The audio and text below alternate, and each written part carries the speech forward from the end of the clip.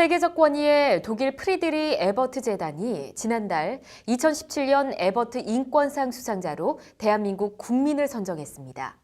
탄핵 촛불 집회가 민주주의의 핵심 가치를 평화적 방법으로 전 세계 시민들에게 깊이 각인시켰다는 것이 선정 사유인데요.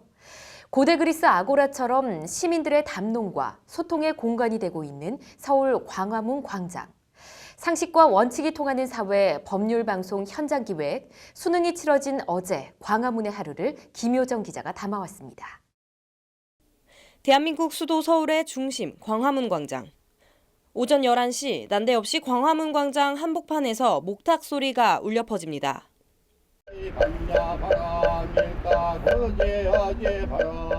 지나가는 사람들은 이게 뭔가 싶어 호기심에 걸음을 멈추고 바라봅니다. 목탁 소리의 주인공은 불교 조계종 사회노동위원회 스님들. 지난 1일 경기도 한 공장에서 한국인 동료에게 살해당한 태국인 여성 이주 노동자를 추모하고 외국인 노동자의 인권에 대한 관심을 촉구하기 위해 모인 겁니다. 그 가해자가 주치마 씨를 성폭행을 시도를 하려고 했었는데 저항을 하니까 우발적으로 살인을 하게 되었다. 이렇게 진술.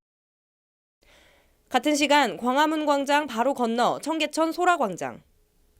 죽음의 입시 경쟁 교육을 폐지하고 무너진 학교 교육을 바로 세우는데 더 이상 머뭇거릴 이유가 없다. 수능 당일 정부의 대입제도 개선을 촉구하는 기자회견을 열고 있는 겁니다. 학부모와 교직원 단체의 기자회견이 끝나자 이번엔 그 자리를 아직은 앳돼 보이는 어린 학생들이 이어봤습니다. 이들은 대학을 안 갔어도 차별받지 않는 사회를 꿈꾸며 자발적으로 대학 입시를 거부하는 투명 가방끈이라는 단체에 소속된 젊은이들입니다. 그리고 이날 이 자리엔 수능 시험장에 있어야 할 고3 학생도 있습니다. 선택의 주체가 되기 위해 꿈을 향해 나아가기 위해 대학 입시 거부를 선언합니다.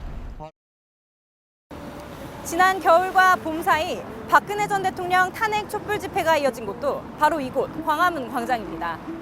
대통령 탄핵이라는 거대 정치 이슈부터 대학 등록금 얘기까지 광화문 광장은 우리 사회의 다양한 계층, 다양한 사람들의 다양한 목소리가 쏟아지는 담론의 장이 되고 있습니다. 허리 휘어서 공부를 못하겠다, 대학 등록금을 깎아달라는 소박하지만 절박한 목소리에서부터 국정원이 가로막은 반값 등록금 실현하라! 실현하라! 실현하라! 실현하라! 양심수를 석방하라는 정치적 구호까지. 양심수를 석방하라! 양심수를 석방하라! 지금 당장 석방하라! 지금 당장 석방하라! 광화문 광장엔 하루 종일 이런저런 목소리가 끊임없이 이어지고 있습니다. 말하자면 이곳에서 촛불이 맨 처음 타올랐고 입시경쟁 체제 폐지를 위해서 정부가 앞장서 주시기를 간곡하게 부탁드립니다.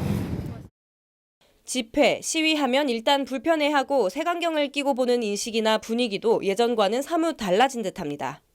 자기 의사 표현의 방법이니까 그동안 없어가지고 우리가 익숙하지 않은 건데 외국은 더 많이 있죠. 네, 그래서 전 좋다고 봐요. 네. 사람들이 자기 의견 얘기하는 거니까 보기 좋다고 생각해요. 저는 그렇게까지 불편하다고 생각하지는 않아요. 알맹이만 남고 껍데기는 가라던 4.19의 함성이 울려 퍼진 곳도. 박정희, 전두환 두 육군 소장이 쿠데타로 정권을 접수하고 탱크를 주둔시킨 상징적인 장소도.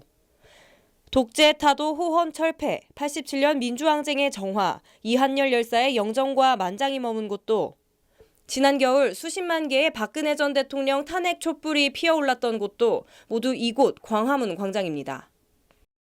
광화, 중국 고전 서경에 나오는 말로 빛으로 세상을 교화하고 감화한다는 뜻입니다. 이성계를 앞세워 조선을 건국한 유교적 이상국가를 꿈꿨던 정도전의 꿈과 염원이 어린 곳이기도 합니다. 경랑의 대한민국 근현대사를 묵묵히 지켜보며 함께 해온 광화문 광장이 소통과 공감, 평화의 상징이 되길 소원해봅니다. 법률방송 김효정입니다.